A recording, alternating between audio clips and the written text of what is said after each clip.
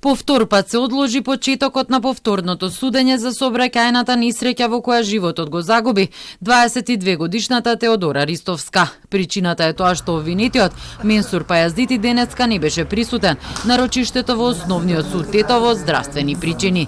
Семејството на Ристовска е револтирано, бидејќи се уште не може да ја истераат правдата и 3 години се по судови.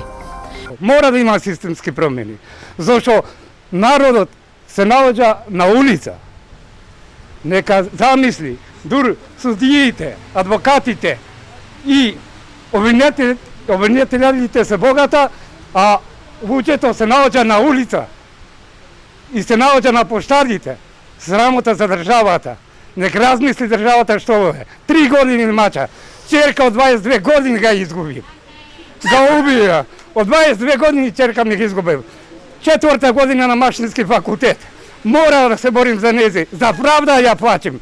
Не плачим за друго. А правдата ја нема Македонија. Адвокатката на семејството на жртвата Наташа Ѓурчевска изјави дека ќе провера дали медицинската документација која ја доставил обвинетиот е валидна, бидејќи имаат сознание дека Пајаздити оди на работа.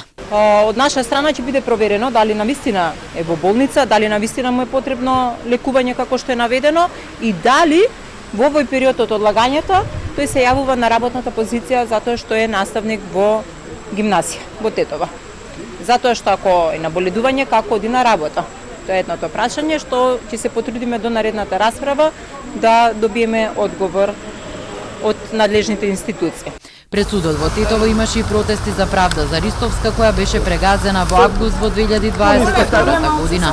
Обвинетиот беше осуден на 3,5 години затвор, но потоа апелација намали казната на 2 години. Врховниот суд го врати предметот на повторно судење. Наредното рочиште е закажано за 7 април.